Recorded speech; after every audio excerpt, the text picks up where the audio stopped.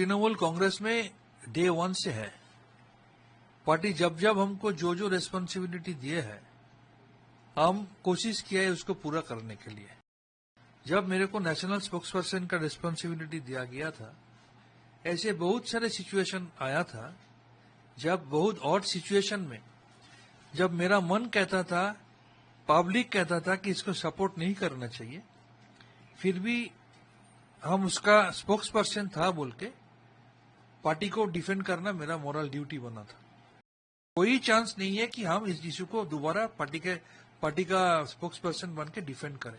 इसलिए हम तृणमूल कांग्रेस का जो नेशनल चेयरपर्सन है और हमारा स्टेट का जो फॉर्मर चीफ मिनिस्टर है, उनको हम आज नेशनल स्पोक्स पर्सन की पोस्ट से रेजिग्नेशन भेज दिया। कि हम तृणमूल कांग्रेस में डे वन से है। पार्टी जब जब हमको जो जो रेस्पॉन्सिबिलिटी दिए है, हम कोशिश किया है उसको पूरा करने के लिए। हर एक सेक्टर में मेरे को काम करने का जब मौका मिला, हमने काम किया।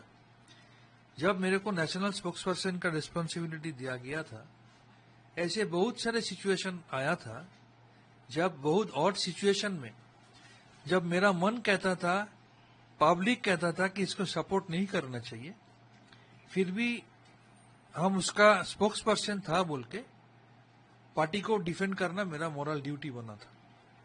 तो फाइनली एक पॉलिटिशियन किसके लिए पॉलिटिक्स करता है? पब्लिक के लिए, हम जनता के लिए, वोटरों के लिए।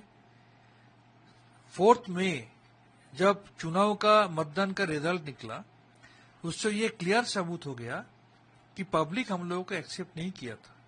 इसका मतलब स्टूडियो में बैठ के पेपर का सामने हम लोग जो बोला था, पब्लिक उसको विश्वास नहीं किया। इसका मतलब पब्लिक मानता है कि कुछ था। पब्लिक जब हम लोगों को रिजेक्ट कर रहा है, पब्लिक जब कोई पार्टी को रिजेक्ट करता है, जब हम लोग 2011 में पावर में आया, पब्लिक हम लोगों को मैंडेट देके सत्ता में लाया, हम लोग बोलेंगे हम लोग पब्लिक का मैंडेट मान रहा है। और 2026 में जब पब्लिक हम लोगों का खिलाफ राय दिया, हम बोलेंगे पब्लिक का मैंडेट हम लोग नहीं मान रहा है। ऐसा तो नहीं हो सकता है, एटलीस्ट हम इसमें विश्वास नहीं करते। तो पब्लिक मैंडेट हम लोगों का खिलाफ गया है, इसको मानते हुए हमको लगा अभी एक और कोई चांस नहीं है कि हम इस इशू को दोबारा पार्टी का स्पोक्स पर्सन बन के डिफेंड करें।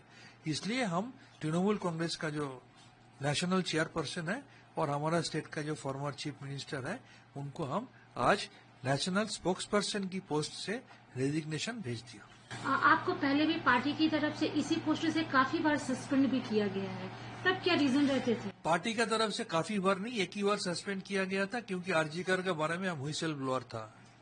आरजीकर का ह्यूज करप्शन सबसे पहले हम सामने लाया था। ऑल डॉक्यूमेंट लेके हमने नवान्न में और हेल्थ डिपार्टमेंट में दिया था।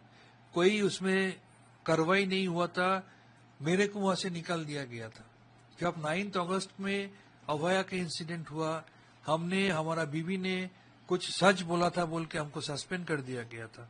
मेरा बच्चे को डराया गया था कि उसको डॉक्टरी पास करने नहीं दिया जाएगा। मेरे को जबरदस्ती सस्पेंड कर दिया गया था, हम सस्पेंडेड थे। दादा, अभी देखा गया है कि पार्टी के और भी जो लीडर्स लाइक काकली दस्तीदार, ये लोग भी अपने पोस्ट से इस्तीफा दे रहे हैं, प्लस कितने काउंसलर्स हैं वो इस्तीफा दे रहे हैं। सबका आपका अपना रीजन है, सबका आपका कहना है, सबका आपका इशू है। किसी का मन में दर्द है, किसी को लग रहा है अभी सपोर्ट नहीं करना चाहिए, किसी को लग रहा है जो हो रहा है गलत हो रहा है, किसी को लग रहा है चुनाव का बाद सीनियर लीडरों का जो सपोर्ट, जो मदद मिलना चाहिए, मदद नहीं मिल रहा है। बहुत सारा वजह है। 2 चीजें आ रही है सामने, एक तो जो सुप्रीम लीडर्स हैं उनका सपोर्ट नहीं मिल रहा है, दूसरा ये भी कहा जा रहा है कि करप्शन एक रीजन है पार्टी के भीतर का। आपके हिसाब से क्या है? सुप्रीम लीडर का सपोर्ट नहीं मिल रहा है, ये तो पोस्ट पोल इशू आप बोल रहे हैं। हो सकता है, जैसे कि हमारा वहां पर जो एमएलए का उम्मीदवार था, चुनाव का बाद से, रिजल्ट निकलने का बाद से, 4 मई का बाद से आज तक, 4 मई से आज तक 4 मिनट के लिए उनको दिखाई नहीं दिया।